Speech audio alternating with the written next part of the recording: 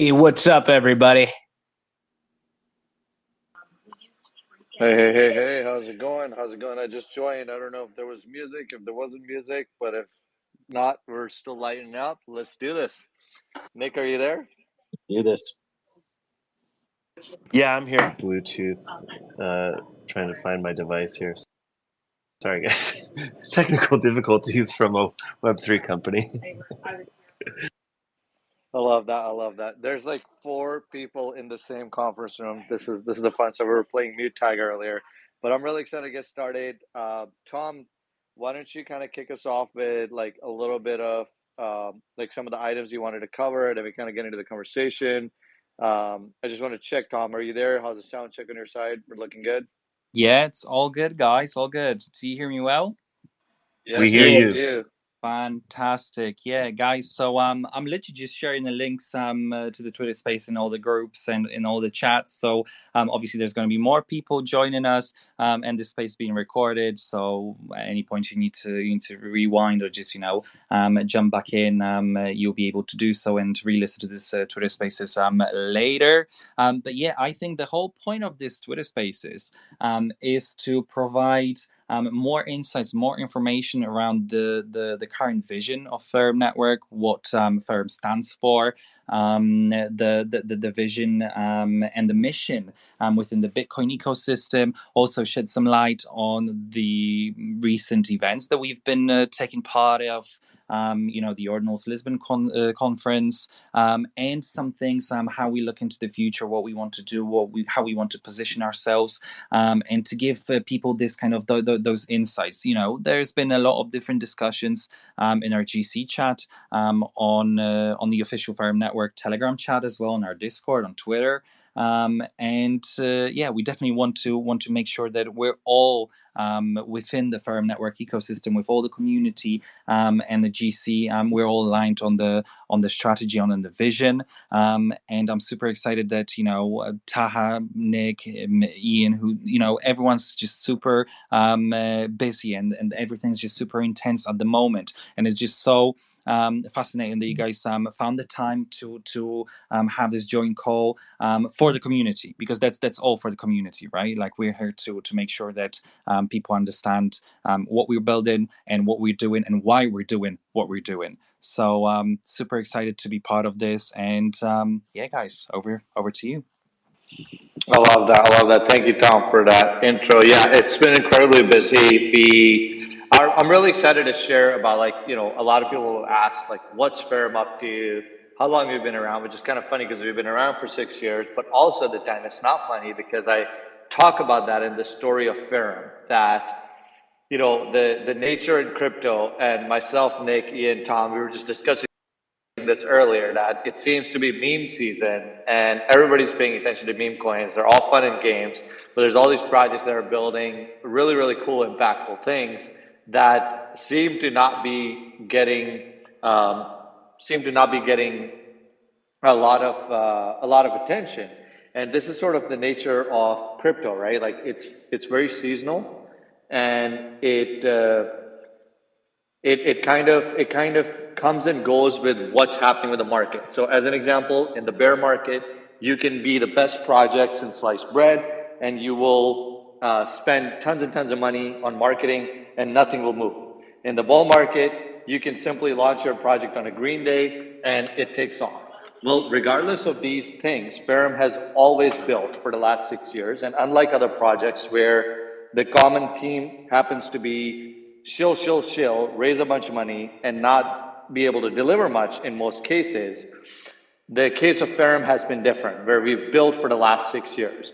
So I think to that point, I want to give it over to Ian for a moment to talk about, like, just for a moment, how Ian and Naeem, the founders of the company, initially met, and how the chance encounter at a conference room made an impact for a reason, and gave a reason for all of us to be here today.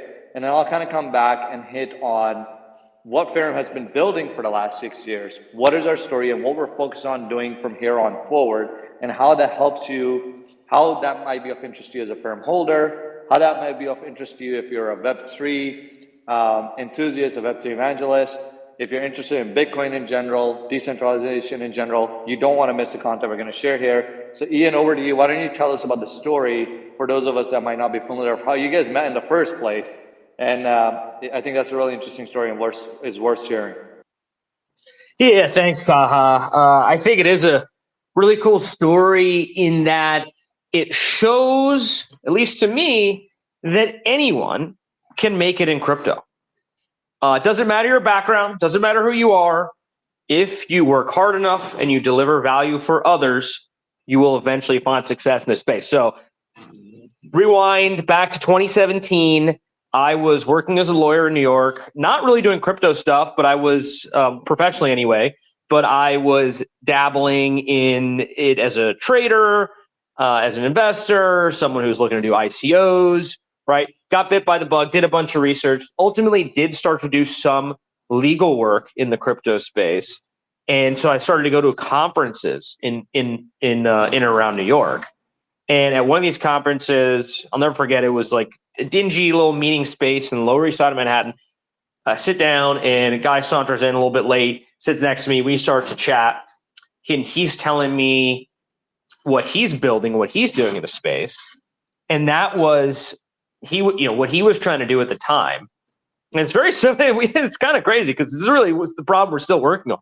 Trying to connect Bitcoin to Ethereum, right? Trying to make it so that Bitcoin was as fast and as cheap to use and transact and so on as, tokens from, a fast and cheap blockchain. So that was always the vision. I was like, wow, that sounds pretty cool. So we connect, we hit it off, sort of lost touch for a month or two, as a matter of fact, following the conference. Maybe we shot it through emails back and forth.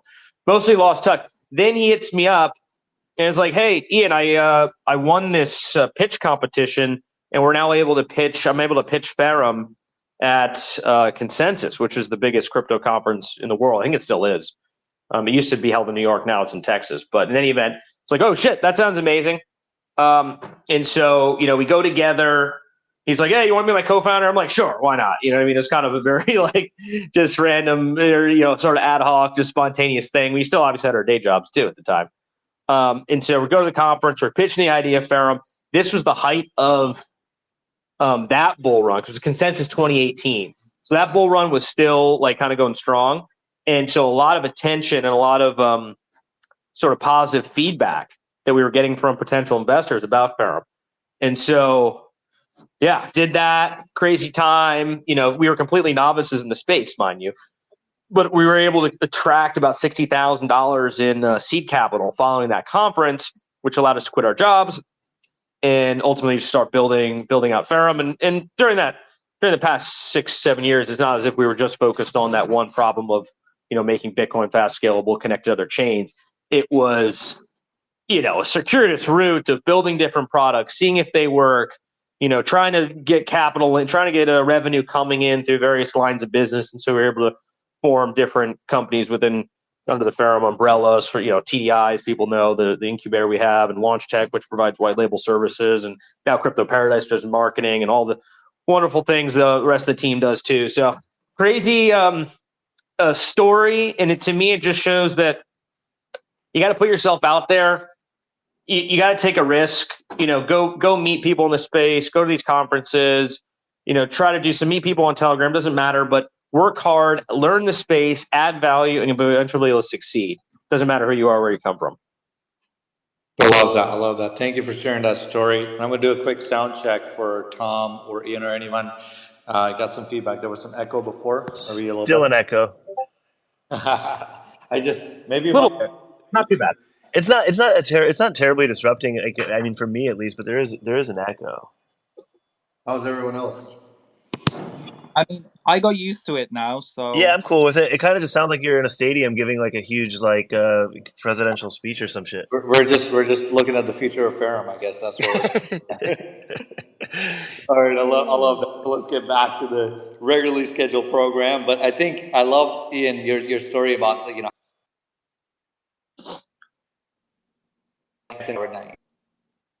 believer that you need to take more chances in life. We get one life, and sometimes opportunity knocks at your door, and there are those moments where you need to jump at it. And that's something that you did at that point, made a significant change, and here we are many years later. And second is this concept of, I always talk about that, investing in people rather than ideas, because what Ferrum was then, even though we are still generally after the same idea of building technology and solutions that help remove barriers to the mass adoption of Web3. But the ideas tend to change with the sentiment of the market. The ideas tend to change with the needs of the public and the needs of the community. What you need to make sure that you're investing in or betting on, even when you're evaluating projects, is, are the people who are behind this specific project, behind this specific movement, are they worth investing in? And I think that's something I'm incredibly proud of, the fact. In fact, my whole journey into Ferrum, and there's the reason I'm sharing some of these stories, because I want to highlight to people like how Ferrum even came about as you know it today. And I want to highlight like the foundation that we have in terms of where we're heading. So I wouldn't have known about Ferrum if I hadn't met Nick in a chance encounter in a hotel lobby at a previous company that we both worked at. And that was the beginning of a lifelong friendship now. We like to refer to each other as brothers from another mother. He literally calls my mom by her name, Ammi, which is what you call mother in Urdu. She's from Pakistan. I was born in Pakistan. And my mom keeps giving him advice about life and marriage and all, as mothers like to do for your friends. But I'm getting a little personal here, but this is real life for us, guys. This is not just a project. This is not just another like, this is our life's work. And my life's work wouldn't have happened if my best friend wasn't degenning the heck out into crypto, because I was like deep into tech, wasn't looking at the trading side of things, and he found this project. And I'm not going to tell the story. So maybe Nick, why don't you take a few minutes to guide us through that background of the story of like what you were looking into at that time, early 2020, 2019, 2020, and how you got introduced to Ferrum. You guys might remember Coinastor at that time. And then we can kind of get into, some of the things that we've been building, and then we'll get on what's next after that. Yeah, no, crazy how all good things are chance encounters. I think there's a common thread that's just kind of been repeated throughout this between Ian and Naeem, myself and Utaha, and then ultimately our path to finding Ferrum, right? It was like summer of 2020. It was a DeFi summer, right? And I was literally just going into CoinMarketCap and searching the DeFi tag, and just kind of throwing little bits into random DeFi projects, and then ones that started performing decently, I'd throw a little more into, and I wound up like aping into FRM. Because it was performing so well, and when I was in the community, Coinasur was so he was so like quick to reply and gave like better answers than a lot of moderators out there, especially at the time. And then what was like kind of the clincher was like Ian was so active, and I was like, oh shit, this is the founder. Like, this dude's like super active in the community. He's not like too cool for school, like. I really like this kind of grassroots approach, and and they're offering staking. Like, that's cool. That was like before there was even a thing, like before DeFi was really. It was like when DeFi was just getting. It was DeFi summer, so it was like there wasn't many people offering staking as a service solutions, and it was like we were like announcing a new partnership every week with like a staking provider. So I bought enough to get into the GC. And I think there was just like having enough discussion, and there one day Ian was like, "Hey, like, are you full time in crypto?" I was like, "No, not really. Like, but would be interested." So he was like, "Well, yeah, come on, like, let's join the team." And basically, I was like, "Yeah, cool, but like, I got these two other people that I'd love to bring on too. Like, they're a lot of experience, and I think we could really help scale the company." And like, sweet, let's meet them. And like, that's basically how it started. And I don't know, some of the OGs you'll probably remember. It was funny. Nichelle and I did a panel the other day at the Ordinals conference. And she was like, "Do you remember what our like during the panel?" It was cool. There was like an audience out there. She's like, "Do you remember like what our original name for the division that when us three came on the company was? It was GSD, which stood for Get Shit Done." And it was like, at that time there wasn't like any specific roles for us. I think we were really working on like some NFT related stuff, and it just kind of shows the circuitous route that Ferrum has taken to get to where it is. Which, at some point I'd like to come back to this, which is how we're refocusing so much of our attention back to the Bitcoin ecosystem, and I have a lot to say about like why I think we took the circuitous route and why Web3 did in general, and why things are now finally coming back to the BTC-Fi ecosystem, and what perhaps took us so long to get there, which I think is a very interesting topic of discussion. But yeah, like we also took a circuitous route within the company, and like then like man, there was 5 of us on the team at that time, and now there's over 30 employees at Ferrum Labs. So it's amazing. Like, just what a whirlwind. I love it. Ian, what were you thinking when Nick came to you and he's like, "Yeah, sure, I'll come out with a job, but I got these 2 other idiots with me." I think I remember after that we got on a Zoom call, and I think we presented you like a 100-day plan and a 5-year plan. What were you thinking when that happens? It's not typically how job interviews go, right? I don't really remember what I was thinking, but I do remember at that time, like, we needed more help. We needed people on the team to like do different things. So I was like, we were looking to hire from anywhere. And we hired a bunch of people that time, and most didn't turn out, didn't work out. It's kind of like investing, right? Like, you invest in 10 companies, bunch fail, and then you got a few gems and you hold on to those. So that's kind of how I look at that process. We hired a bunch of people, and then obviously, the cream rise to the top, and here we are today. But yeah, I remember, you guys super professional. Clearly not your, kind of average Web3 degens. Like, came from real backgrounds, like could clearly add real value, and here we are 4 years later. It's pretty crazy. Yeah, absolutely. And I think I want to take a second to highlight the fact, right? The team at Ferrum is what makes Ferrum Labs. Ian's got his amazing legal background. He's got his tremendous experience advising, I don't know, like a couple of 100 projects at this time, throughout the years in crypto, making sure that not only regulation, compliance, marketing, all those elements are sorted out. Naeem's got a background working at Amazon and Microsoft prior to coming into crypto, and Bloomberg, creating some of the most pioneering technologies of these companies, and then coming on into crypto. Nick, I like to call him the most connected guy in the space. If you want to find out what Nick brings to the space and what he's accomplished in the past, doesn't even like you need a whole space just to talk about that, what he's done before crypto. But specifically at Ferrum, like, just go to the Ferrum website right now, ferrum.network, and go to the ecosystem page, and you'll see the Iron Alliance, and that plethora of networks, the layer ones, the integrated partners, so many different integrations that have brought together, like through our bridge, for example. I think our bridge has done at this point over $500 million in transacted volume, and that wouldn't have occurred if it wasn't because of the relationships that Nick spent time building. And those relationships are not just like, oh, let me like cold call you and like let me sell you on our bridge. Like, he's a person that takes the time to like understand your interests and go like actually develop a friendship. He'll invite you over to his own house. He'll go over to your house, go on vacation together.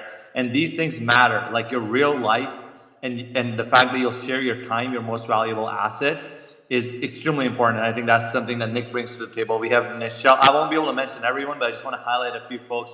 So Nichelle Logue, who's on our team, she's the chief operating officer now. She had previously run companies where at a company called Corporation Service Company, which handles 90% of the Fortune 500 domain portfolio. In her last position, she was managing $100 million in annual recurring revenue at her team, right? These are the folks we have on our team.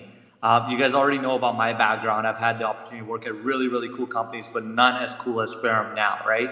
So, and we have, Hasnat and Asad and all of our devs and David, who's on the call, and Tom, who are like, one after the other. And this is perhaps one of the most exciting things at a conference that we were just a part of recently at Ordinals Lisbon. I think everybody got to see the quality of the Ferrum team. Like I met so many amazing teams out there, but I just had this level of pride that you feel like, man, I get to work with some really amazing, really cool people. And that's what really makes it. Everyone that worked at the recent conference came back and said, even Tom's own words, right? Where Tom highlighted at one point, you know what, Tom? If you're available, I know you're also in the meantime. I see you making marketing posts. So this is also tells you we're always doing like 10 things at the same time. Tom, I want to put you on the spot and see if you remember telling me about when I asked you, you know, Tom, you had to work incredibly hard. We had to, at one point, we were up for 3 days, right? I think from the 25th to the 28th. I don't know if you slept. I don't know what time it was. And you mentioned something really specific about like if it was just you working and not others. Like, do you remember that conversation, Tom, I at do, all? I do, I do. Do you share a little bit, like from your perspective, like how it felt to be with like people that deliver at the level that the team did over there, and what your perspective was? I think that's really insightful to share, just to highlight like the people that are behind making sure that Ferrum lasts. Yeah, I remember that. Like, first of all, it's been it's been a journey. The whole kind of logistical and organizational aspect of the conference and what we wanted to put out, and the level, of kind of like the kind of high premium level that we wanted to put out, all the activities and all the everything that we've worked on, right? And I think, well, it's not just like my opinion, but like we've had hundreds of different discussions with people at the conference, and they like that's what they said to us. And that's when I actually believe, like, wow, we did this, like this was our moment really to shine, because it was just exceptional. But what Taha's referring to, is like everyone worked so incredibly hard. Like, you can, like, honestly, it's so difficult to even explain to you guys like how hard everyone worked. We did not sleep for days to make this stuff happen, honestly.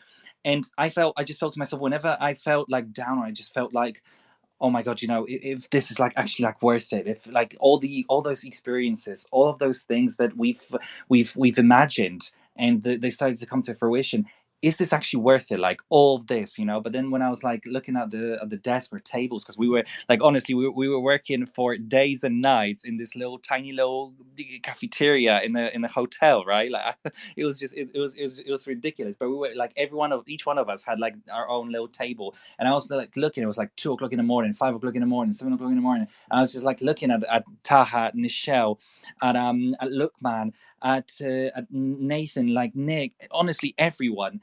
And I was like thinking to myself, shit, they can do this, they can pull this off. Like, I want to be part of this, I can do this too. And that was the motivation that drove literally all the energy, all the passion. And I think we just like, it was just incredible to share this moment with everyone, even though it was just like, we were so tired. But that the ideas were bouncing, like, even we didn't have any sleep, like, but the ideas were literally bouncing off of each other. Like, we were coming up with like how we improve things. And honestly, we made all of this happen. Like, this team made this happen. I'm super grateful to be part of this. The experience that I've received from the team and from all the people at the conference was insane. The time at the conference was very intense, but the satisfaction that I've seen, like, on everyone's faces and on our team's faces, and like just within like myself, it was incredible. It's honestly, it's quite surreal to discuss this now. Thinking, just like reminding myself back and taking myself back to the conference. It was intense. It was insane. It was so incredible. I don't know if that's what I think that's what I like. That was the kind of the essence why I wanted to share with you guys. Honestly, it was next level. And it couldn't have been possible without you being there and with everyone else. I remember even Bruna came out, and there were so many people, man. It was just like Marcos, Iñaki. We had like, I know I'm gonna forget names and I'm gonna feel so guilty, but it couldn't have happened without team effort. So why have we spent so much time talking about the team? Because as I mentioned earlier, the people are what make ideas happen. And let's go back to like now where Ferrum is at and what we've been building, right? So I've been hinting that we're going to talk about that. So this whole thing started off with Ian mentioning specifically that Naeem's vision initially was to help make Bitcoin more interoperable and accessible, and a chance encounter kind of led to, like, many years later, this coming to fruition now as we start to roll out our mainnet and roll out our interoperability protocol and many other tooling and infrastructure solutions. So the reason that we're so passionate about this is because we're passionate about a truly free and fair, decentralized and transparent transfer of money. We believe that money should not be controlled by a central entity, that it should be peer-to-peer, that nothing should get in its way. But we want to take it a step further. Myself, I always tell this story when I talk about this topic. I was born in Pakistan. I lived in Pakistan for many years. I love my home. I love every time I get to go back to visit. Now I get to live in the US. As I've traveled the world, I've gotten to experience the differences amongst different levels of freedoms around the world. And you realize that when you travel to different regions of the world, the limitations and the restrictions that can be implemented on citizens of a specific country are drastically different. As an example, if you're in Pakistan right now and you're trying to listen to this space, you probably can't unless you have a specialized VPN. And even if you have a VPN, many VPN service providers are banned. So they restrict X and Twitter. It changes from time to time. It could be not restricted one week and then restricted again the next. Telegram itself is restricted. And this is not an anomaly just to Pakistan, and not to throw Pakistan under the bus, because this happens with centralized governments across the world. Even in the US itself, legislation recently passed not too long ago with an attempt to ban TikTok. And in fact, if you go back about a decade or so, with the Arab Springs, that was when it was like really an eye-opening moment for me, where, if you guys recall, if you are old enough to remember this, the Panama Papers were released, which highlighted that there was so much corruption happening with government officials in a lot of these countries in the Middle East. And what this ignited amongst the mostly young population of these countries is a tremendous amount of anger, because they were struggling with paying bills, with being able to get jobs. They were not able to get upward mobile careers. And meanwhile, they realized that their government officials were getting paid off by, ulterior regimes. There was a lot of corruptions. They were building palaces and mansions, and people couldn't afford to buy food. So they got really upset, and everybody came to the streets. If you want to learn more about this, just search up Arab Springs, and you'll find the Arab Springs protests. This was all across the Middle East. And the answer the governments had, because our internet works on a very centralized nature, it's connected, a lot of people don't realize, it's connected through undersea cables and centralized nodes. So the government simply shut down the internet. They were able to centrally turn off X, Facebook, WhatsApp, whatever the heck you want to communicate with. They just shut it off, which is the primary means of organization, grassroots organizations for these protesters to have their voices heard. In other words, a central authority that did not agree with the viewpoints of the people could shut their voices down, take away their ability to communicate and interact and organize. I believe that there will be a world one day where, if you're fans of Silicon Valley, myself and Nick and a lot of us on this space are, that there will be a truly decentralized internet. That in order to orchestrate that, again, shutting down an internet in an entire country, I believe in a few years from now, the internet will be peer-to-peer, one device to another device to another device.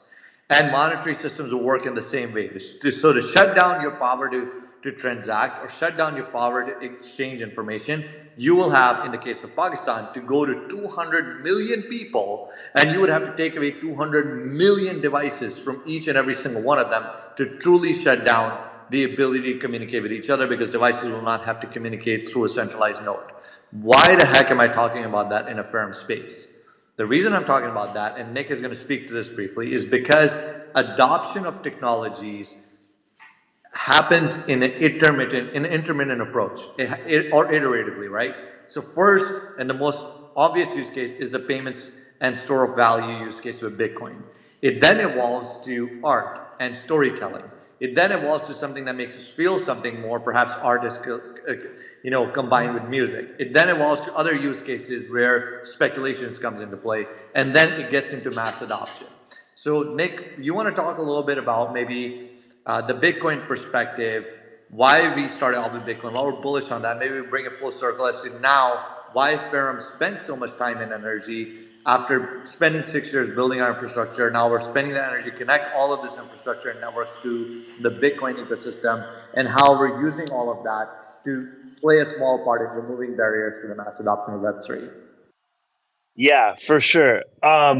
Dude, it's crazy. It's like this space is I'm super excited about this one because now we're able to bring things pretty full circle. I feel like you're talking about, right?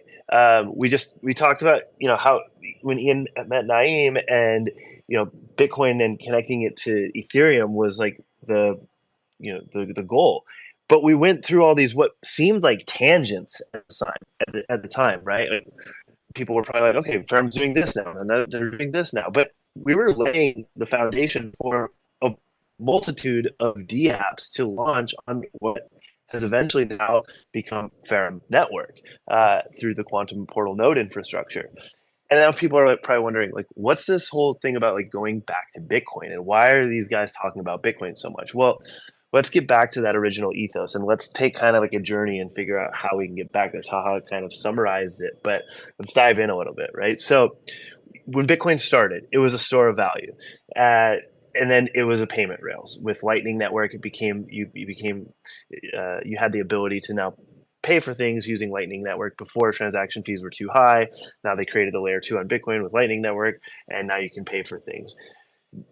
That advancement probably helped Bitcoin evolve from what was originally just a cypherpunk ideology to what is a currency with a supply of more than 170 fiat currencies around the world right now.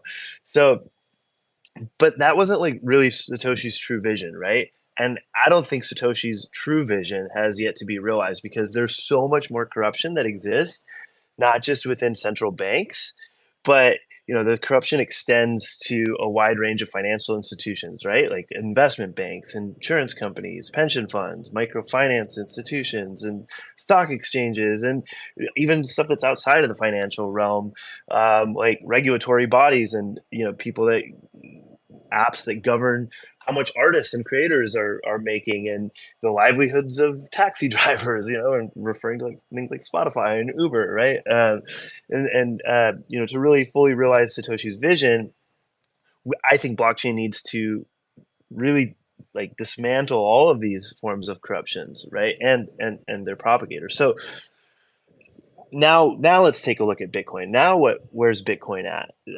We're starting to see the rise of this application layer on top of Bitcoin with runes and rare sats and ordinals and BRC20s and all these inscriptions, and the wallets like Xverse that are enabling taproot addresses, and applications that allow you to search for rare sats, applications that allow people to build solutions um, on top of Bitcoin, the mother chain, right? Like it's the most secure and the most decentralized. It really is the mother chain, right? So, but like it could be argued that we've reached a plateau in Bitcoin's adoption, like because as a medium of exchange and a store of value, it's like there's only so many people that can really onboard. So how do we onboard the next billion users? And Todd briefly touched on art and music and all these things, right? So perhaps like the answer to this question of how we onboard the next billion people lies in the ecosystem that's being developed on top of Bitcoin. So BTC-Fi, as they're calling it, Bitcoin Finance, has the potential to take Bitcoin from a concept that pretty much everyone on this call, probably a Fed hating, perhaps like libertarian mindset, or computer scientists, or there's very few groups of people that are really like into this space, and this application layer can take it from something that's only acknowledged by certain groups of people to something that's relatable for everybody, right? And now with ordinals, there's a mechanism to tap into that human connection, into the human experience, right? And these ordinals and the application layer on top of Bitcoin now have the ability to tell Bitcoin's story through art and collaboration and community and music. So um, so now we're actually able to connect Bitcoin to this like human experience, something that truly captivates people. Um, so like, how does that relate to like the application layer, right? So like, let's take example. We had a gal out playing music. She's an incredible songwriter. She was out performing at the conference. Her name's Violetta Zeroni. She banned she's not or not banned, abandoned Spotify. She doesn't think that that she should be giving her music out for free. She thinks people should collect music, so she put all of her albums on um, as NFTs on Ethereum, right? But now the Bitcoin ecosystem is blowing up, and she wants to migrate everything to Bitcoin. So like now she's going to be inscribing her album on Bitcoin. So like now it's telling the stories of artists who are revitalizing the ethos of collecting music, and or there's Leo Kayard who you can buy a piece of his collection and perhaps have the opportunity to be one of the few people that gets access to an actual sculpture that he created. This guy's a world-class sculptor. He was also out there showing off his physical and digital collections. There's Magisat, who is an app that helps you find rare sats. And you could essentially find a Satoshi that was mined on the day that you got married, and you could have your vows inscribed on it, right? So like ultimately, like mass adoption hinges like on these things that people can connect with. And now with Ordinals and with this whole application layer that's being built back on the mother chain, there's this tether now that connects people with like the human experience with something as technically convoluted as trying to explain blockchain, right? So now we're able to tap into logical too, right? Like, do you mind if I comment on the music that you just shared? I think that's totally. So like, there's a lot. You can build the coolest shit in the world, and if no one wants to use it, it's just the coolest shit that you built in a dungeon, and no one wants to use it. No one will ever hear of it. So at the end of the day, the reason Bitcoin is so impactful is because people want to use it. It makes a difference, right? For them, it makes a difference. As an example, when I onboarded one of my close friends, Hasna, who's the director of projects here at Ferrum. Nick, I think I told you this story, right? About like, it was like a Saturday night. It was like past midnight in Pakistan. Do you recall this? Have I shared this with you, Nick? I don't know. I got to hear this. Okay, so this was like Saturday night.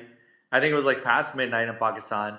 And I'll talk about the artists here in a second, because this is like very, very key as to why Ferrum is involved in the Bitcoin ecosystem and in general in Web3, and why the approach we're using now to tell our story is extremely important, because it's the story of everyone who cares about getting ownership of their art and ownership of their voice, and control of their monetary situation as well. So it was like past midnight. It was on Saturday night. Hasnat is in Pakistan. I'm sitting in Utah in the US.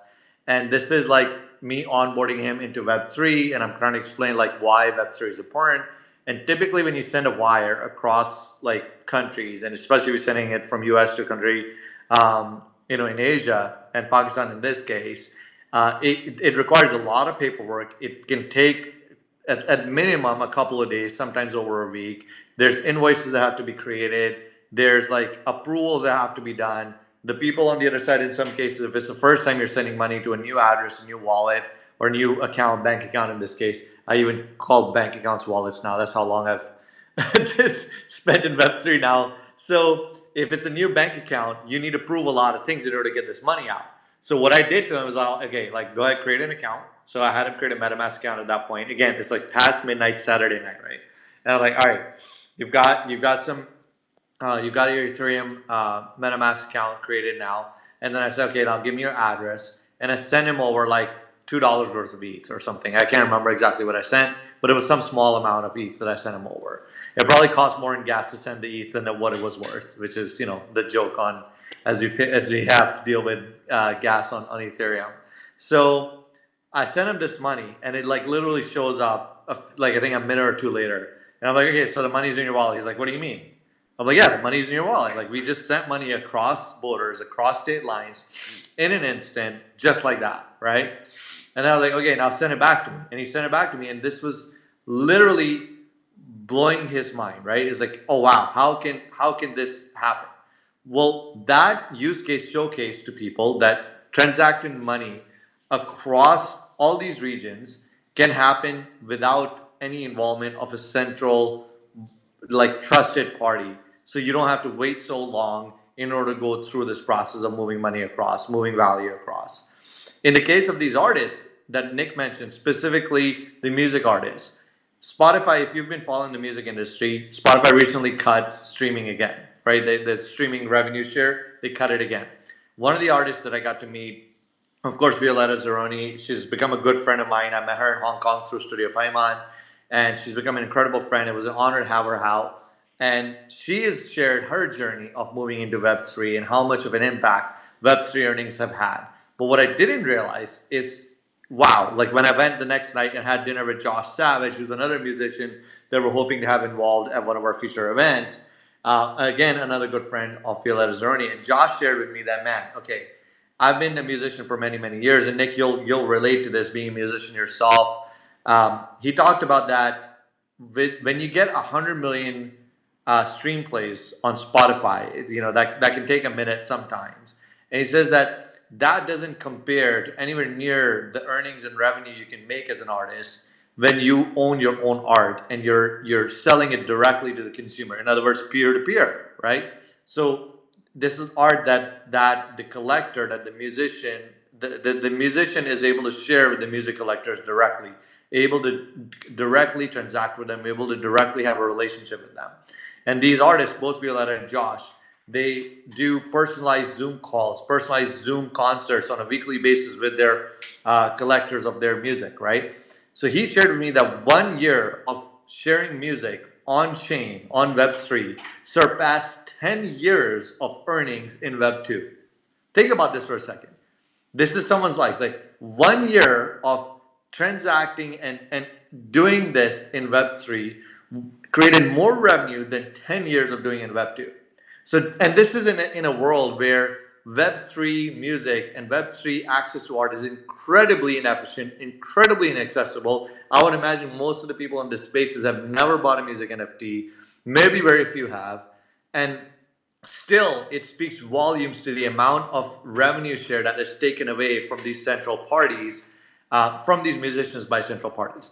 So what we're looking to do now is we are looking at like how, okay, so first we've established a lot more at play in the, I want to do a quick sound check. I got a call in the middle, by the way. Can you guys still hear me? Nick? Yeah, we can hear you. Yeah, perfect. Yep. So we've established that there's tremendous potential of speed, of ownership of monetary asset, and of revenue increase on the Web3 side, right? So Nick, I want to hit a little bit on this one aspect, and maybe you can close off your point. Sorry to interject in the middle. People don't realize that NFTs on other chains are not actually entirely on chain. But what people like, if you look at my PFP right now, and there's a few ninjas in this chat, even I can see some PFP. So shout out to your ninjas.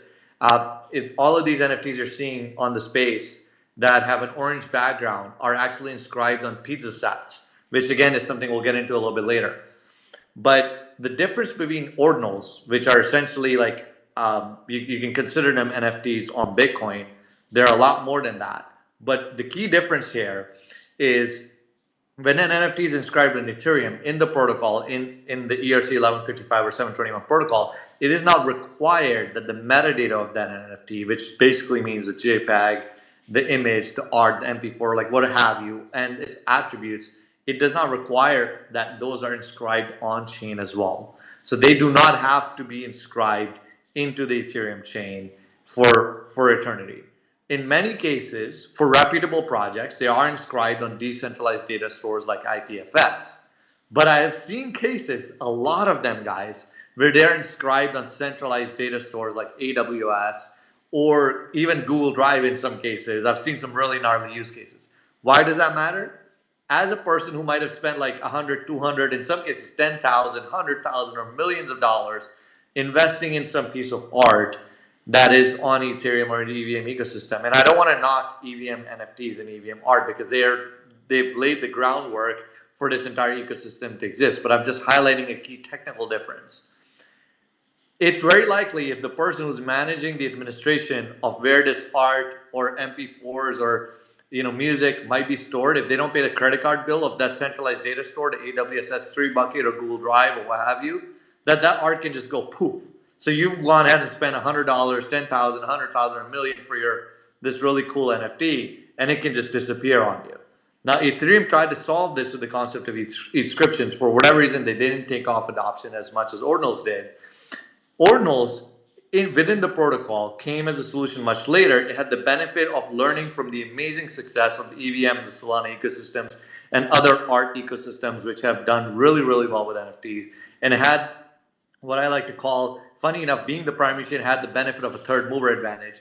It was able to learn the things that worked well and the things that didn't work well. And it included within the protocol that if you want to create an ordinal, you cannot create an ordinal unless the data and the metadata, the art itself, is inscribed on chain, right? It's not really complying to the Ordinals protocol if you reference an off-chain art piece, right? So this is a key difference. It makes art really valuable. It's the reason that artists now want to spend time and effort making sure that their art and their hard work, their life's work, is inscribed on the chain where it can live forever, and it's on chain instead of some other third party, even if it's a decentralized data store like IPFS or a centralized third party store like AWS or Google Drive, which are great storage solutions but not decentralized, right? Is the key difference. So Nick, I want to highlight the key difference about why artists are coming over. I'll sort of back over to you as to why like Bitcoin is really exciting, because it makes art on chain, it makes it timeless. What are your thoughts on that? And maybe we can sort it around the room a little, maybe get some comments from Hellman and Ian and a few others, and then I'll come back and talk about like what we're doing from a technical standpoint to help artists, creators, and projects build in the Bitcoin ecosystem as well. What do you think about that, Nick?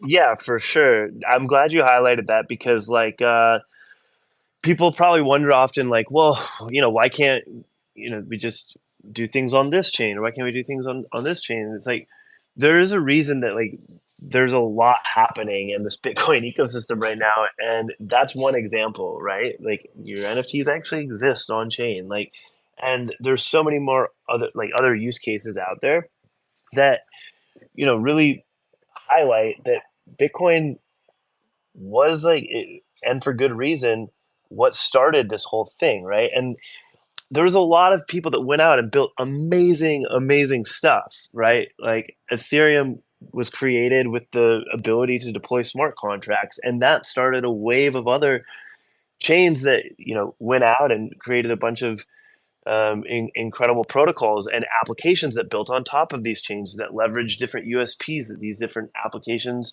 or these different layers offered. Like Solana caters to the gaming community and also the NFT community, and you've got Aptos, which is like very focused on the RWA sector, and you've got Cardano, which is very focused on like the emerging markets, and Algorand, which is payment settlements, like along with Ripple, and all these different things that have these kind of like more app chain style. Even though they're general purpose blockchains, a lot of them, they have different USPs that cater to different niches, right? And that's amazing, right? So we've talked about, and sometimes I ask myself, like, I wonder what would have happened if, like, you go back in time to when Ethereum was created, and instead Vitalik decided to put all that effort into Bitcoin. Like, if it all would have just happened on Bitcoin, or if it would have eventually forked, and like not Bitcoin itself forked, but like all these other networks would have eventually came out. And so it's like, are we, I guess, like, did the adoption of all these other networks catalyze the like Web3 in general, or did it hinder the adoption of, or like the creation of the application layer on top of Bitcoin, or did it? What was that?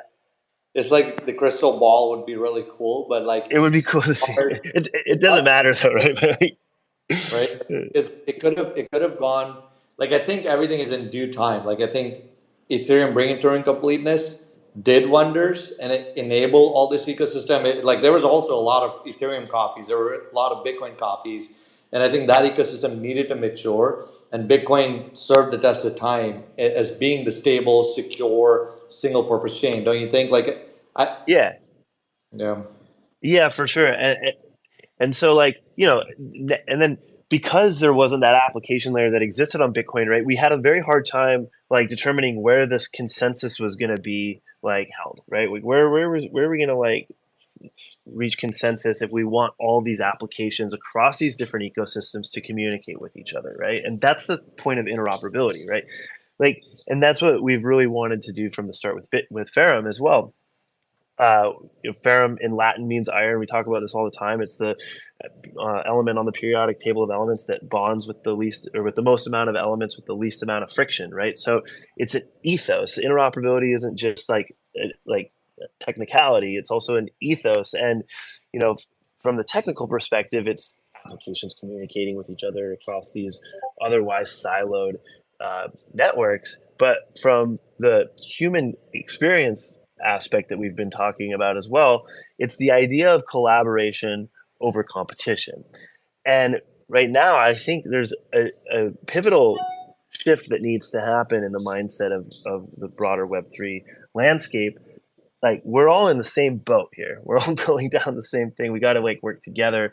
Like, we've had conversations with projects that could have been considered competitors, and we've turned them into supporters and partners. You know, we have examples of this, and you know, I think what we did at Ordinals Lisbon was a great example of giving other people a platform through our platform in this ethos of collaboration over competition, right? But I think, you know, I've touched quite a bit on the you know, the history of Bitcoin, how we got to where we are, but like what's Ferrum's role in all this, right? And this is where I think, you know, Taha, you can speak a lot to, you know, the tech side of things of how like we're bringing this back to Bitcoin now and why we're bringing this back to Bitcoin. Well, I mean, I talked a lot about why, but I know you can add to that as well. But I love hearing you talk about the how we're bringing this back to Bitcoin as well. Um, and and so yeah, I want to kick it over to you to wrap up that, to bring it full circle for us, because I feel like I got us like, you know, 270 degrees around maybe, or like 180. So just like bring us the rest of the way. All the degrees. I love it. It's by the way, Tom, if you're there, I just got a message from a listener. I think it might have been Captain. So if he wants to come up, if anybody else wants to join the conversation, just request to speak. Tom, let's make sure we can let people on, and then we'll request you to unmute as you go along, because it brings up a really important point. And Nick talked about like how is Ferrum helping and how are we collaborating, because Ferrum, you know, as it's in the name, collaboration is in the name, right? Like we don't claim to have all of the answers. However, we do claim to commit to find the answers, right? Whatever it takes to find the answers. That's what we've been doing for the last 6 years, right? And in that sense, there are some actual limiting problems on Bitcoin, even to this day, even though now we have Ordinals and we have Runes recently launched. Well, what did these things actually do? They enabled you with Ordinals protocol, as Casey launched Ordinals protocol specifically. It allowed you to start inscribing structured data on chain, which took the form of like the PFPs that you see, such as the Ordinals collections that I have, the Pizza Ninjas PFP. You've got the Runestone collection, the On-Chain Monkeys collection. You've got so many amazing collections that have great communities behind it. It also enabled inscribing of some really, really cool, but really, really expensive pieces of art. Like there's the largest piece of art that's inscribed. I think it's like the highest megapixel image of the moon that was inscribed by the Runestone community, and I'm pretty sure it cost like a couple of BTC. Like a 4 mega, for example, the last 4 mega I tracked that was inscribed, which is basically a 4 megabyte size of a file inscribed on Bitcoin, as an ordinal, cost about $65,000. Now imagine, like a single music file is going to typically be 8 to 9 megabytes or larger, right? If it's of decent quality. So that means that if you have an album with 10 songs as an artist, you need $700,000 roughly just to inscribe an album. Like, good luck. That eliminates most of the art. What is going to be the solution? Do we have solutions right now? Do we have solutions that are being developed currently? Who's developing those solutions? And why are they developing those solutions? Why does it matter? Well, the why we've already explained. We explained that art on Bitcoin, music on Bitcoin, NFTs and ordinals on Bitcoin are inherently on chain. It's not an ordinal unless it has a data reference, and like the data set itself is on chain itself. It makes it immutable. It makes it there are obviously elements that you can introduce as part of the ordinals protocol to issue updates and upgrades to it now. There's really cool things you can do with recursive endpoints and parent-child inscriptions. But without getting too technical, there's a limitation. Building up Bitcoin is still relatively difficult because you can do these things with if you were to inscribe the same art on Ethereum, you would just use IPFS, the off-chain storage, and you would make it incredibly inexpensive as compared to paying $65,000 for 4 megabyte file size. Well, Ferrum Labs is committing to pioneering solutions such as the OP-Cat solution that is being pioneered by the Taproot Wizards. It's the Bit420 vanity name of the proposal, which is actually has a different real bit name, but if you search Bit420, you'll learn a lot about it. Even exploring the improvements that might be needed in the BitVM solution. There's other threshold signature schemes. Without getting too technical, what this means is these are mechanisms that enable true on-chain, on Bitcoin verification of layer 2 solutions, right? So when you have layer 2s on the EVM ecosystem, such as in the Ethereum ecosystem, you have Arbitrum, Optimism, Base, so on and so forth. These layer 2s will typically utilize the same fee token as the layer 1, as is the case in Arbitrum, Optimism, and in the case of Base and many others. They typically will utilize the same fee token as the layer 1, but they will roll up the transactions on layer 2, which can happen at a much faster rate, and they will roll them up and submit back to the contract on layer 1. What this means is the layer 1 chain, Ethereum in this case, has a way to verify that whatever it expected to happen on layer 2, which is essentially verification of a bunch of transactions very, very fast, very, very quickly, at a very low cost. That's what the purpose of layer 2 is generally, is to do things much faster, much cheaper, and in a much more effective manner. It's able to roll that up and submit it back to the layer 1 contract. But the layer 1 has a way to verify that. In Bitcoin, this does not exist yet, but it is being developed right now.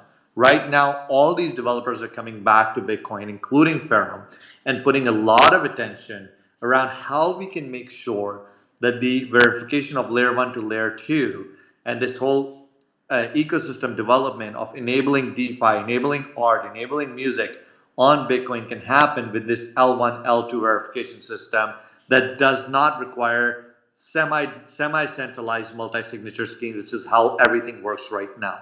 The way it works right now is if you want to verify something on an L2, you basically set up a bunch of signers who run essentially different nodes for that specific verification infrastructure. And all those signers, it could be 100 of them, essentially verify and say, I sign and say that whatever you expected to happen on layer 2 did happen on layer 2, hence layer 1, here's a transaction with my signatures verifying that. But there's no true closed loop way of Bitcoin L1 to verify this. Now, this is a lot of technical jargon. It basically means that there's a disconnect between Bitcoin layer 1 and its security actually being able to be transferred to all layer 2s. A lot of really remarkable companies are working on initiatives to solve this problem, and Ferrum has entered the game with all of its 6 years of experience to help solve the problem. With our tech, we are now partnering with organizations like, we're going to use the Stack, which is a funny name. I love that company. So the infrastructure and solutions that Stacks has put out, we're going to be utilizing those services. We're also interacting in the Ordinals Coding Club on a regular basis. We're actually going to be contributing to the Ordinals protocol itself.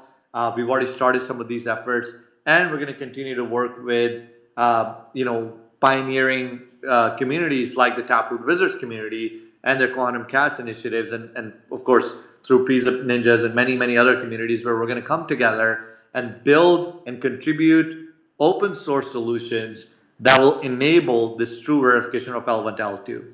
Why did I spend the last 5 minutes talking about this? Let me end with this point. This means that music can be on chain, but it doesn't have to cost $700,000 to inscribe one album of 10 songs. Is that how many songs are in a typical album, Nick? 10? About 10 songs? Okay, great.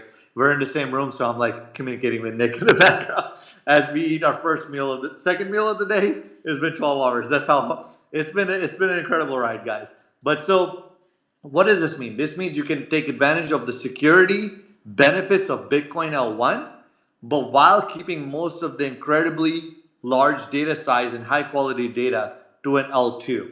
Now you may say, are you losing the security benefit of an L1? Sure, an argument can be made. Let's not be delusional. Obviously, inscribing all 10 songs on Bitcoin is way better. But is it scalable? At some point, when you're building technology, you have to find the convergence of what you ultimately desire. If you desire the most secure application, the best thing you can do is build that application and close your laptop and never share it with anyone. It will never be hacked if nobody uses it, right? You built the most secure application in the world. But you have to realize that there's got to be a convergence of one, your ultimate desire, and one, usability and feasibility at some point.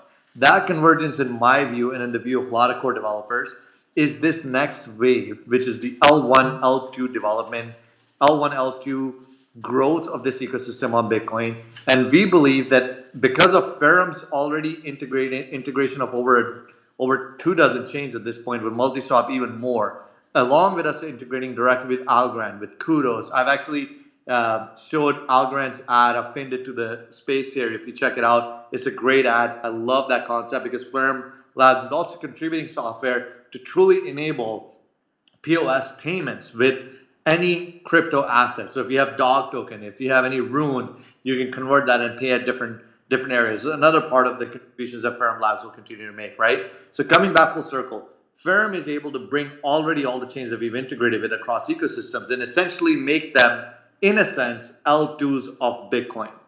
And how is that? Because we can make each one of those cross-chain transactions that would have settled essentially get verified on the main chain with a roll-up on Bitcoin. And this goes much, much further. This deserves its own conversation for many, many hours. But hopefully, Nick, this highlights a little bit of like what my vision is, how we solve the problem of like, hey, we want to inscribe art on chain, but it's incredibly expensive. So how do we meet in the middle of still realizing the security of Bitcoin, the stability of Bitcoin, the dominance of Bitcoin, but not necessarily having to be slowed down by the cost, which also is partly why it's so secure. The reason it's so expensive to inscribe data is also why it's so expensive to hack, right? So what do you think about that? Yes, it's like it's so obvious. It's just like, yes, let's bring it back to Bitcoin. Let's keep things secure and decentralized, but let's also leverage all the USPs of all these different networks that have done so many incredible things and catered to so many different communities, and let's like leverage all of these different USPs that they all bring to the table, but bring consensus back to Bitcoin and basically make everything a layer 2 of Bitcoin. And that's what Quantum Portal node infrastructure has the ability to do. And it's mind-blowing. We're already seeing demos internally of some of the things that we talk a lot about, like art and music and stuff, because it's things that people can relate to, right? It's part of the messaging. It's part of like getting people to like it's part of sharing the vision in a way that's not so boring, right? More technical. But there are so many other applications outside of art and music and NFTs and all these different things, of course, right? That those are DeFi applications. Those are, gaming and metaverse applications and RWAs and settlement layers and all these different things that are going to be made capable through Quantum Portal, leveraging all of these different networks and bringing consensus back to Bitcoin. But there's the blockchain trilemma: speed, security, and decentralization. And Bitcoin obviously checks 2 of those, but not the speed or scalability side of things, right? But layer 2s came into the picture, and then there's layer 1s that compromise security and decentralization at the sake of speed. But they're also bringing cool things to the table. So it's like, how can we leverage all these? And like layer 2s are such a great way of solving that that scalability side of things, but what about making everything a layer 2 of Bitcoin? And that's why I think what Ferrum is doing is so sick. Ugh. Love it. I love it. I think the specific part, I love the aspect of, even, we're in Zanzibar right now, so we talked about like these startups that are trying to solve the problem of like on the ground problems, right? Like there's tour operators who get rugged on payments locally because there's so many middlemen, and they're trying to use crypto as a direct payment, peer-to-peer payment platform, so they can sell their own tours and get paid directly. You've got Algorand's commercial above, where grocery payments can happen directly from crypto. You've got I think you mentioned, Nick, which was the app that you mentioned in Argentina? Oh, That is yeah, Lemon. Lemon, Yeah. right? I hear that you're a big fan of Lemon. Nick told me, where in countries there's high inflation, and you don't have a reliable sort of legal tender, you're able to convert your crypto at POS to be able to pay for assets, and all of this Ferrum is contributing to make possible through its technology, through its infrastructure, and is looking to bring to Bitcoin in the sense of settling and securing of Bitcoin, right? So we've been talking for a minute. I want to give this one point, and then I want to go to the stage. We have Hellman here. We have Coffee Nick. We have so many other people that I want to get some insights from as well, and see what they have to say about everything we've been talking for a minute here. But I have to run the numbers again. But last time I ran these, and I remember Bitcoin at its peak is going to be about 100 million users. Like, the network literally cannot handle more than that. There's limitations that come into what can be processed at a given time with the transaction speed and the processing of transactions at any given time. So with L2s coming into play, you make it infinitely scalable because of the development updates and the scalability, the speed, the roll-ups can bring to the ecosystem, right? So Hellman, Coffee Nick, anyone that wants to kind of speak to any one of these topics, shoot it over to you guys. I know you guys have done an incredible job. Nick Hellman, you specifically, you're a member of the team as well, but you're also an avid ambassador before you were even a member of the team. So what are your thoughts on all the things that have been discussed? What have you been following about the ecosystems in general? And perhaps share with us maybe what you're bullish about, and maybe if you have some questions, things you're concerned about. It doesn't have to be all bullish. If you have questions and concerns, perhaps others do too. So ask away, and we can even make this like a bit of an AMA if you like, and answer some questions that might be on people's minds. Yo, what's up, guys? What's up, Taha? What's up, Ian, Nick, Tom as well? I met you guys in Lisbon, and yeah, I'm just really glad to catch up. I think what you guys done was I remember definitely you. I amazing, can tell and it by was your definitely. voice. I know you're Anon, so I'm not gonna say your name, but I know your name too. So Well, I'm not, but I'm not Anon.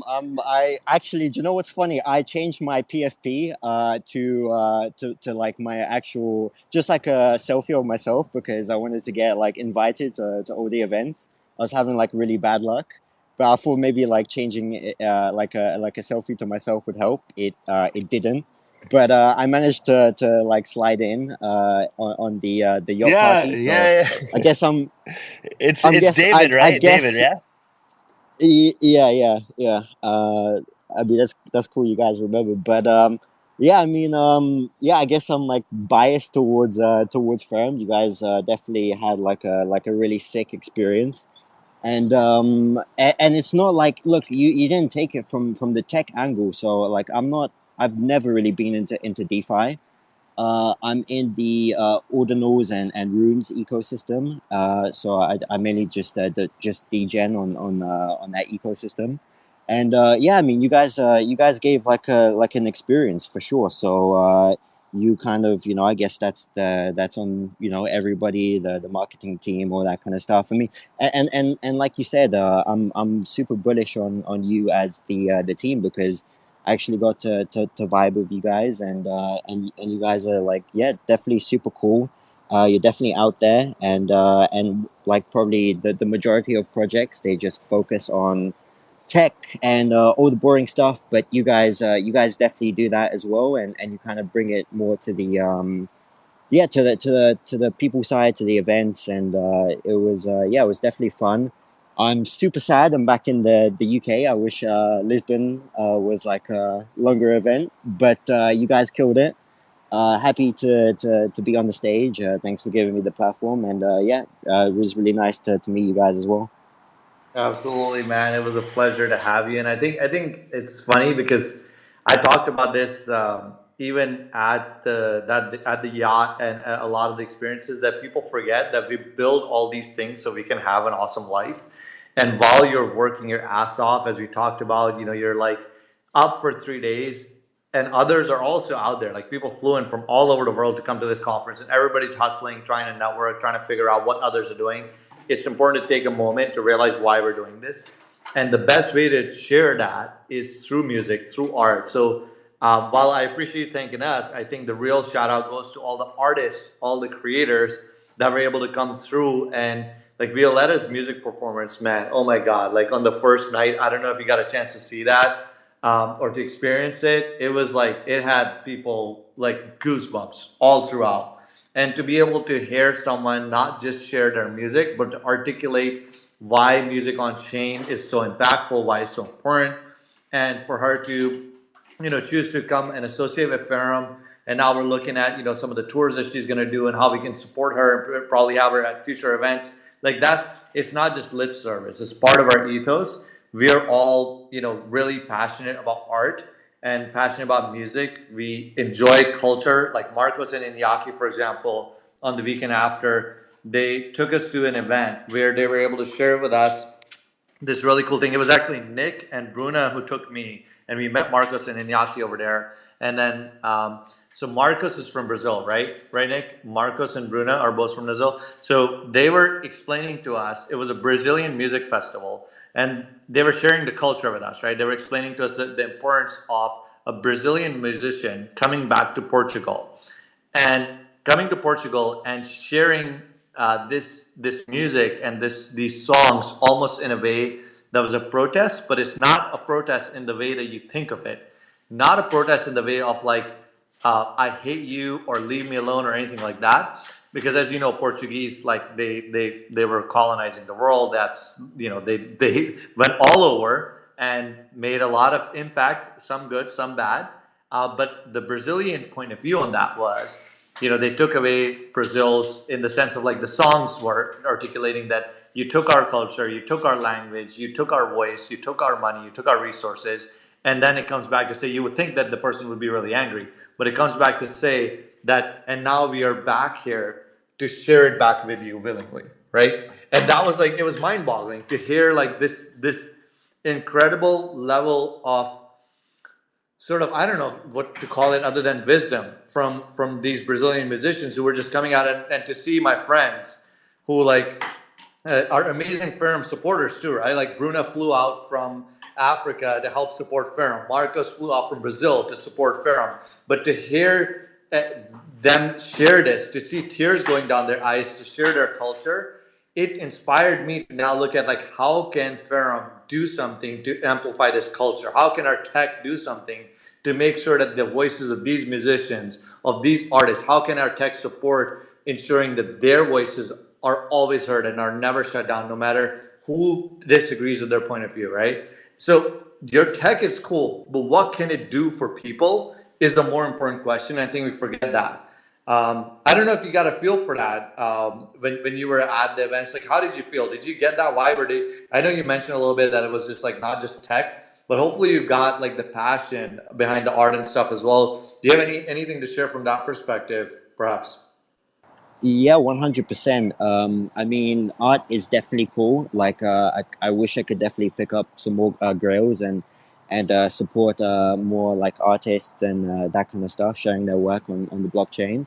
I got to meet Leo Calliard as well, so he's a really cool guy within the ordinal space, and yeah, like the reason why I'm bullish on Ferrum as a whole and the team is because, like you mentioned yourself, you're focused on the experience and like the human, I guess the human emotion and all that kind of stuff, and the stories and the background, and yeah, like all that kind of stuff that kind of leads us into one place, which is the blockchain.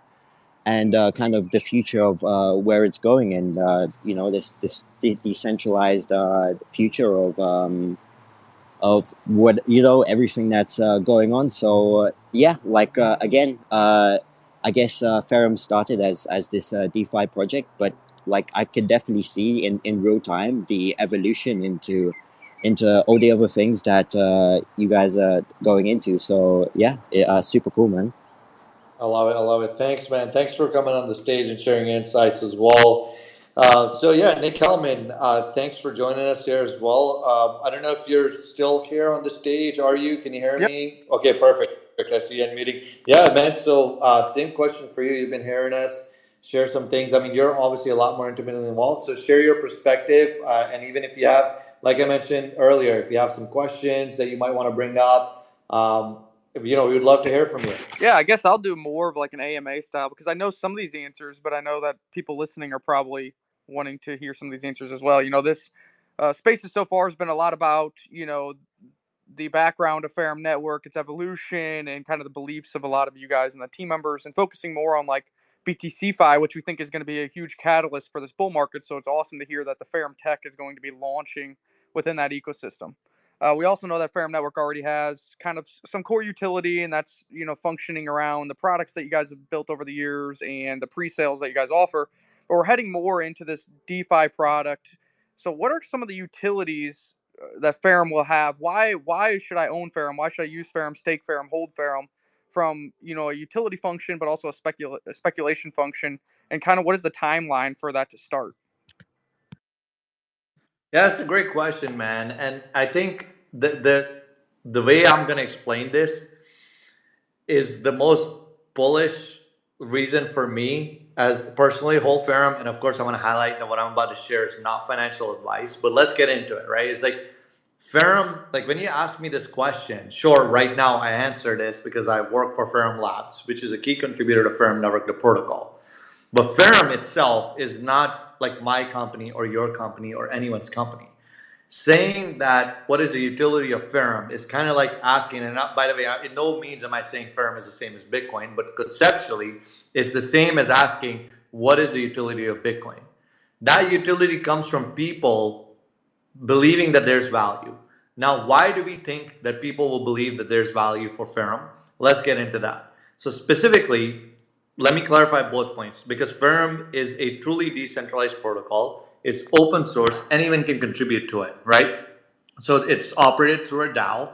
If you hold enough CFRM, you're able to create proposals. If you hold even one CFRM that's staked in the governance staking pools, you're able to vote on proposals and to dictate the direction that Ferrum goes. So while I am here, kind of speaking as an evangelist of Ferrum, I'm not necessarily the person that has to decide which way Ferrum goes. We all decide this together, right? So coming to what things make me really bullish about the utility of Ferrum, everything that I just talked about connecting all of these ecosystems, about multi-swap, the development that we have done to contribute towards the multi-swap protocol, which is also an open source protocol that we will be making available for as a key contributor, as a key development contributor. We'll be making open to many other liquidity provisioning and aggregators out there who will end up using the protocol. Utilizes Ferrum's infrastructure underneath. Specifically, it utilizes the quantum portal infrastructure, which deals with the settlement of messaging on the primary chain and the execution of that messaging on the destination chain. It also deals with the state tracking across chains. What do these technical terms mean? It basically means it's able to communicate and transfer data from one chain to the other, and it's able to keep track of the state of data on other chains. It's able to do it in a decentralized manner, meaning if you're a person that run a Ferrum node, you're able to contribute towards this decentralized validation of this cross-chain data transfer, data state tracking. Each one of these cross-chain transactions requires a little bit of Ferrum in order to execute. So as we earlier today, myself, Nick, the dev team, the product team had a pretty massive conversation around the next phase of the roadmap for the multi-swap protocol, which is its full-on migration over to the quantum portal infrastructure, where every single multi-swap transaction that will occur will be validated through the Ferrum mainnet nodes themselves. It will be integrated directly into that. which means every single multi-swap transaction will actually require a little bit of fee in FRM. We obviously will keep that fee to the minimal to keep it economical. So this is a long time ago when I talked about that, Ferrum has decided to contribute to multi-swaps protocol because we believe that there's a problem with not too many secure bridges and secure cross-chain aggregators in the space. And we wanted to build something that lasts and, hopefully build something that people can trust will not lose their money, as has been the case for way too many bridges out there. In fact, as Nick likes to say, it's the jankiest part of Web3 infrastructure is bridging. So we took some time to contribute to multi-swap and build something that not only we believe is far superior, and maybe Nick can highlight in a moment about omni-chain liquidity and omni-swaps that we've contributed as well. But specifically, it also brings utility directly to the Ferrum token as Ferrum holders, because every single multi-swap transaction, not today, but in the next release, in the next major release, will start to require FRM as a transaction to settle and verify it. So the node runners will actually get rewards, in fact, in FRM as well for verifying multi-swap transactions. So there's a lot of cool things happening over there. And that's just one of the use cases. There's so many every other use case. We have another project that's building already on Ferrum Mainnet, a lending borrowing protocol. Every single cross-chain transaction that they conduct also requires a little bit Ferrum, but that doesn't remain only on cross-chain transactions. Even in the case of on-chain transactions for FRM in the FRM network itself, of course, Ferrum is being used as a gas token.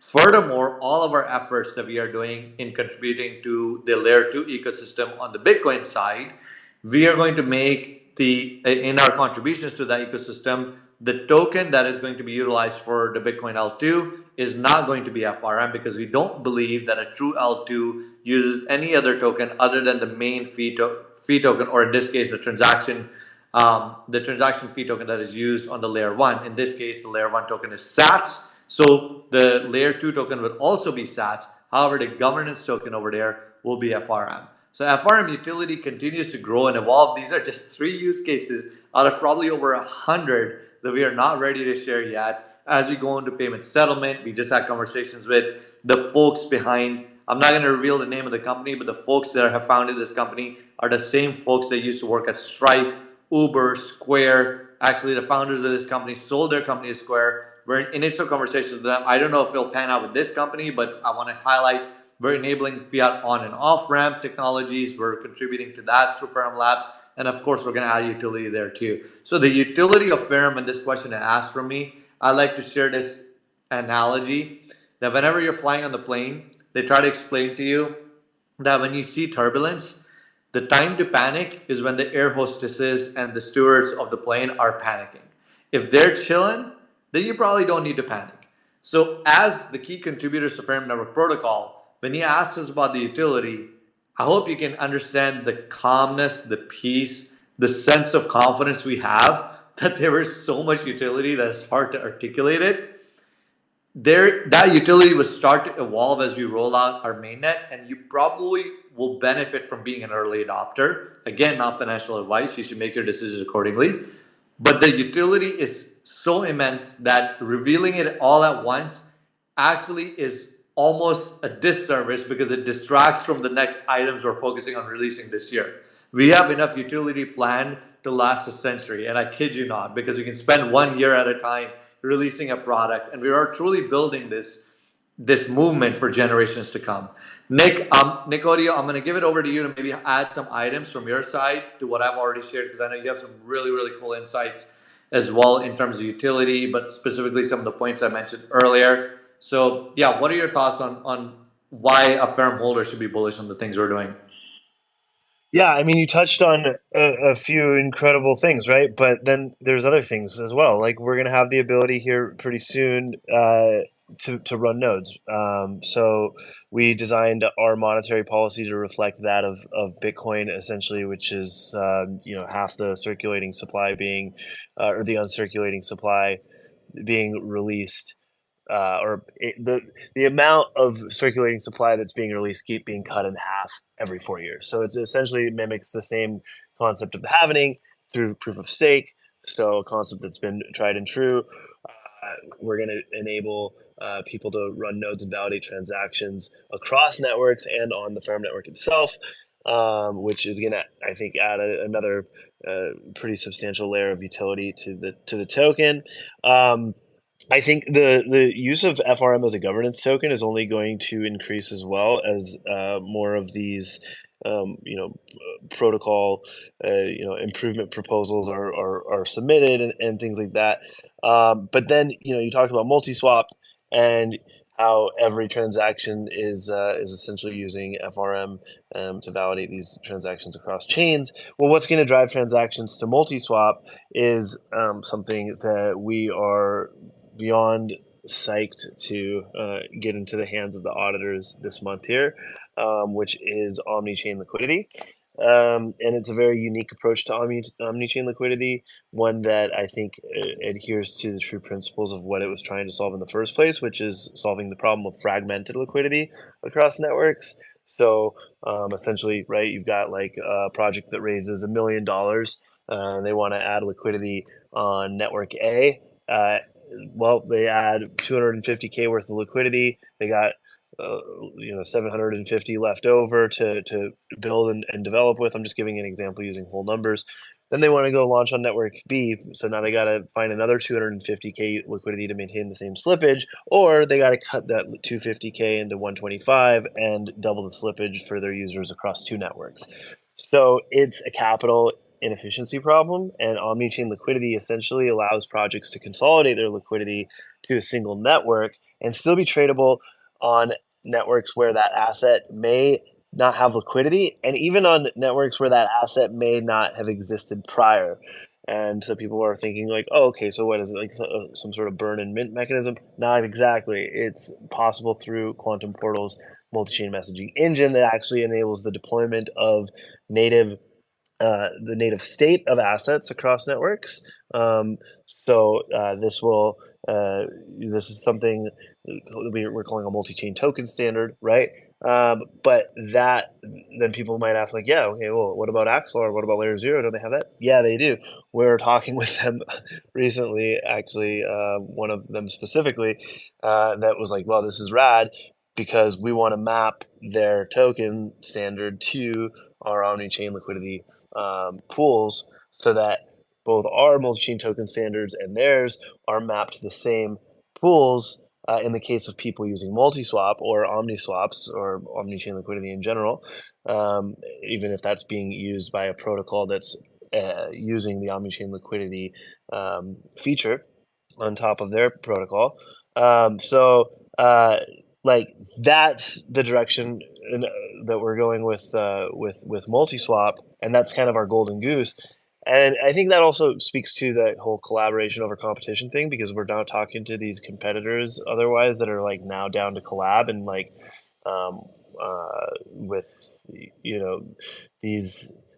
We need to create interoperability standards across networks, right? We need to create standards that everybody can adhere to, instead of like when Todd mentioned, I like to use the term jankiest piece of infrastructure in the space. It's like, yeah, bridging was kind of built on a faulty pretense in my idea, because we were basically just wrapping tokens out of thin air and just printing standard Open Zeppelin token contracts on a destination chain, and then like taking tokens and putting them into a holding center where you're just maintaining the peg of the wrapped asset on the destination chain, and you're giving operational control of a bridge over a token contract, and you're giving the bridge the ability to mint tokens out of thin air, and it's just it's a messy thing. So then we're like, okay, cool, we solved it. We've got multi-chain messaging now, and we're going to create these multi-chain token standards. But then all these different people come out creating their own multi-chain token standards. They're like, yeah, we're deploying the native state of the asset across networks. We're maintaining the state of the asset. And it's like, okay, yeah, but now you've got multiple different multi-chain token standards that you're basically just kicking the can further down the road, and you're just creating essentially the same problem that the wrapping and minting functions created in the first place. So now we're talking to these projects like, yo, if we don't all get on the same page, like we're gonna just end up in the same situation where there's a bunch of fragmented liquidity of different multi-chain token standards out there.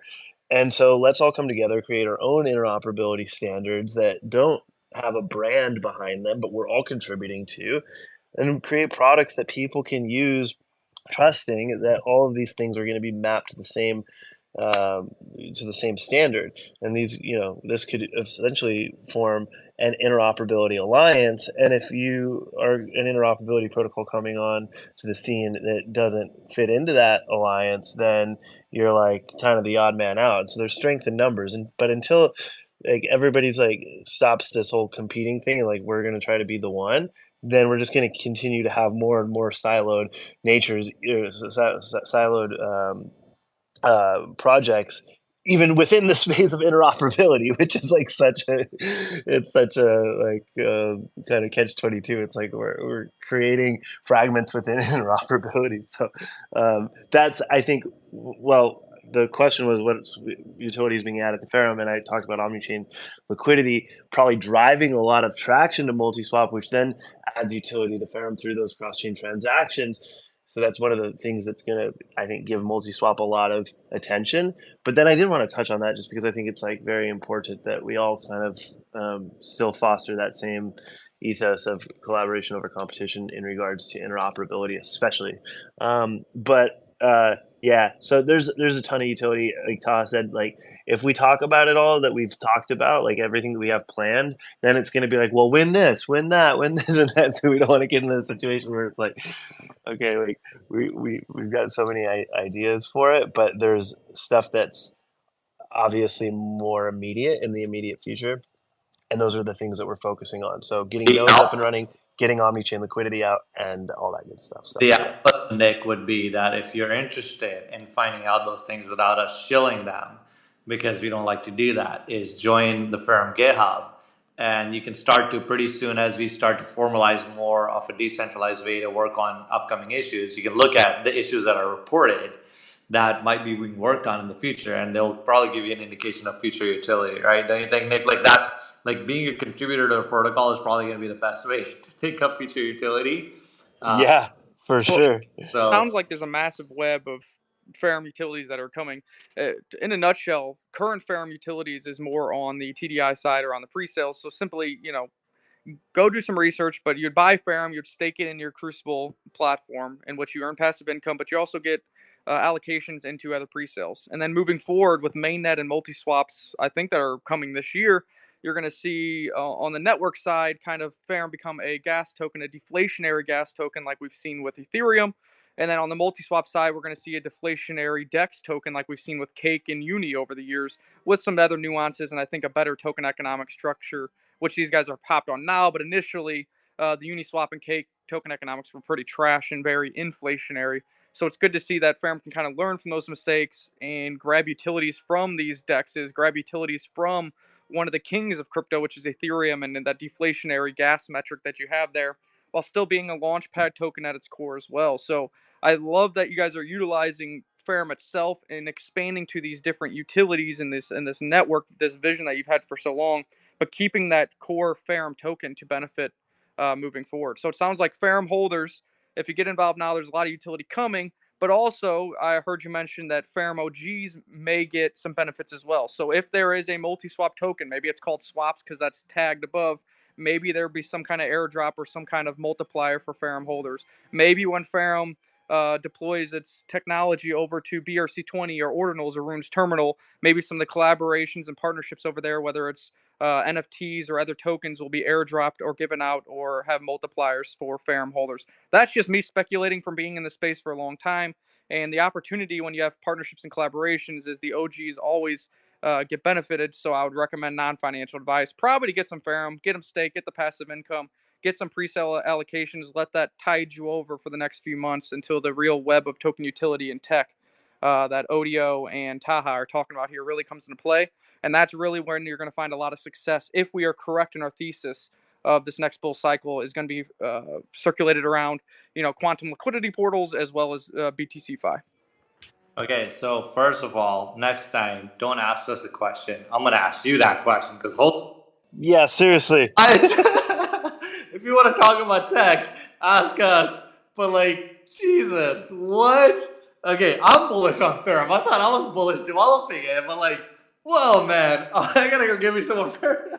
Not financial advice, of course, but damn, yes. So that's the cool thing about Ferrum being like. I think it's really hard for people to understand, Helm, in that Ferrum being decentralized, like there's the whole freaking incubator that is using the decentralized incubator TDI that Nick Hellman just mentioned, that is using Ferrum as the access token in order to give access to pre-sales that it conducts, right? That is not Ferrum, guys, right? So this is exciting because you can use a secure network protocol token that has some benefit. It's like somebody using BTC as a benefit. This happens if you're in the Ordinals community. You see this happening all the time where if you're a runestone holder, you get airdrops, just because you're a runestone holder and people want to, collaborate with that community. So that's really, really sick. You can get advantage and get access to some really cool things. But multi-swap as well, I know, Nick Hellman, you hinted to some things. We can't speak to what the multi-swap foundation will decide to do, but the ethos of the space has always been to always honor OGs, and I think that's some really informative information, but it is that you were able to share. So yeah, okay. I think we've been on for like an hour and a half, and I know we could probably keep talking for hours on end. But in closing, I want to see like if you have any closing thoughts, Nick Hellman, on your side, and then maybe Nick Odio, myself will add some. By the way, while we're adding our closing thoughts here, if anybody has any questions or comments, feel free to raise your hand.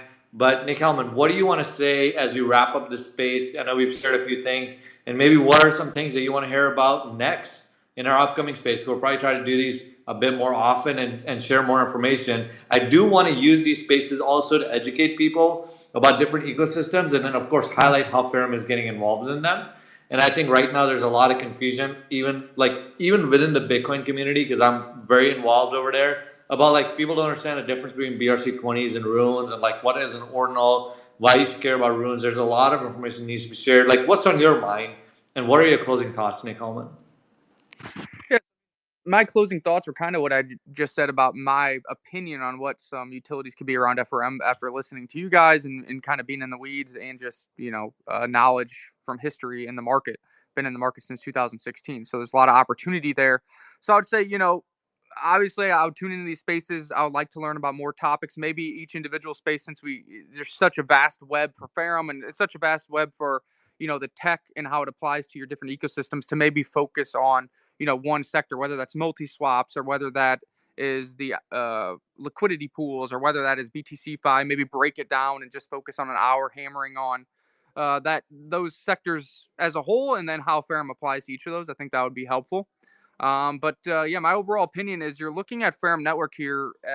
Most people see it as kind of a launch pool per se, but I think the dawn and the promises that have been promised now for years are on the cusp of happening. And I think that the 21, 50, 30, 40, however many people are in here, you guys are really early in hearing the alpha here. And this is a great opportunity to kind of dig deeper, educate yourself, do your own due diligence, not financial advice, and put something in your portfolio that I think can produce some passive income yield for you now and has a lot of potential to earn yield, airdrops, and utilization for various products in the very near future. In my opinion, I think multi-swaps and mainnet are coming out, within this year, within this calendar year. Maybe I'm wrong. I'm not a dev. Software is always late. But just based on what I'm hearing out of the dev team and Taha and everything that's going on, it seems like it's sooner than later for a lot of these products and these utilities to start coming into play. And I'm not one that likes to chase the utility token when I'm trying to use a product that will really help you on a daily basis. So that's just kind of my closing thoughts, and I'm excited to tune into other spaces and kind of as we hone in on individual sectors within this market and how Ferrum plans to attack those sectors in the future. I love it, but I'm not gonna let you go without you telling us about your PFP. I freaking love it. What's this PFP about? You got pizza there. What's going on here? So this is a PFP. This is actually a Mong coin PFP. So Mong coin was the meme coin in the last cycle with Pepe that kind of went from zero to hundreds of millions of dollars. Still has a pretty strong community and doing pretty well here. But the reason I went with this, obviously, we played in the meme coins. When you make a lot of money on something, you kind of pay homage to it. But I kind of made this my PFP, and it's been a long-standing PFP because I think it represents me. I'm a bald, white Italian guy who loves to eat pizza, who wears gold earrings, and that kind of everything's portrayed in there. And working in Web3, you're working from home in your boxers half the time, and he's rocking the robe there as well. So I that's love why it. for a while. Hey, what do you think? What do you think we can get Nick to change his PFP to? Any ideas? Well, Oh, We'll have to God. look around. Well, maybe we'll see what kind of other ordinals and stuff come into play, because it seems like Nick's pretty deep in this BTC fi. So I'm surprised he's not already a ninja. But Well, definitely got to. I'm just gonna say there might be some alpha there. Let's just leave it. Guys, so someone's got to keep it professional here. Come on. You see that headshot? Yeah, we need an updated one though. We need an updated one. One there. Yeah, you got Yeah. the hair going, bro. Like I said, someone's got to keep it professional. We'll keep it with the short hair PFP. Oh my god, I love it. All right, Nick, your closing thoughts, my man, and then I'll come. We can wrap this one up with the listeners there. Oh man, my thoughts are fried. I feel like we covered so much ground, and like you said, Taha, I think we could keep going and going and going and going. And I think, like Nick, you brought up, we should dive into each of these topics more in depth. And there's so much more we can say about each one of these specific, products, utilities, ideas, future utilities, roadmap items, features. We can really dive in and, ecosystems we're trying to highlight, types of builders we're trying to highlight. Like we could really, really dive in depth on all this. So there's a lot more to say. So I'm looking forward to some of those other types of formats for future spaces, and I think we should take what you said, Helman, and run with that. So, Tom, Taha, let's take note of that and schedule something that dives deeper into something that we can get a little bit more into the minutia of one of these topics that was discussed. So, but yeah, I mean, I don't know. I'm just personally, I'm very excited that there's this whole full circle thing happening. I feel kind of like this aha moment. We work with our, just like pedal to the metal. A lot of times we don't have time to step back and look at things holistically. And I think recently I've had a little bit of the opportunity to see things from I don't know. I just I feel like I have more perspective on you know this what we're building and how it's all coming together now. You build and you build and you build and you're building for the right reasons, and then like even as someone that's contributing to this, you still have these aha moments, and I'm still having aha moments about Ferrum. And so but recently, I feel super motivated. I feel super energized, and I know the whole team does. And I think it's because we're on the cusp of something really great. So yeah, I'm just psyched. Thanks everybody for joining, and hope more people listen in on this because there's a lot of good alpha in this one. I love it. Aha moments are why my parents named me Taha. So I had to get that. Oh, this is when you know you need to end the space. Oh my god! But guys, honestly, thank you for joining us, for listening to us for so long. Thank you all the speakers for sharing the insights. Thank you, Coffee Nick and Captain. Thank you for messaging me, Nick Hellman. Thank you so much. I forgot to mention that I made a post recently. I do want to highlight this, and this is another reason why we say there's so much utility. So I had the honor of recently getting invited into the Forbes Legacy Pass group that was organized through Studio Paimon, connected me to Mani from Forbes Web3. We recently held the space with Forbes Web3. We had about 13,000 listeners. And a lot of that was, obviously the reach of Forbes Web3 is immense. But yeah, coincidentally, we actually did a test where a lot of the spaces that they were involved with, they had some amount of listeners, I think throughout a couple of hundred to a couple of thousand in some cases. But that space was really, really cool because we unleashed the power of the Iron Alliance that Nick and the team has put together. We had Axelar, Solana. I think Base was trying to come on there. We had pretty much every network integrative had come on, artists coming on to share insights. So now, as I'm invited to join that sort of group with Legacy Pass. One of the benefits is that you're able to highlight different topics and different things that you care about. And of course, I'm going to be representing Ferrum there, but also we're going to be highlighting artists, the creators, the projects that Ferrum is helping to build their tech, right? So if you're a project, if you're an artist, if you're anyone that's looking to build either on the EVM ecosystem or looking to figure out how to get on Ordinals, you reach out to us. Contact me in my DMs over Twitter or contact us in our Telegram group. We are here to help you. Our whole purpose of FRM Labs is to help you build technology, help get your creative work out, help get your cool technology out so that it can help make one difference towards removing barriers to the mass adoption of Web3. With that, I want to thank you guys for joining us. We'll be here in the next space next week with some interesting topics, sharing a lot more alpha. Thank you to all the speakers. And with that, we'll end this one. Thanks again. See you in a week, guys.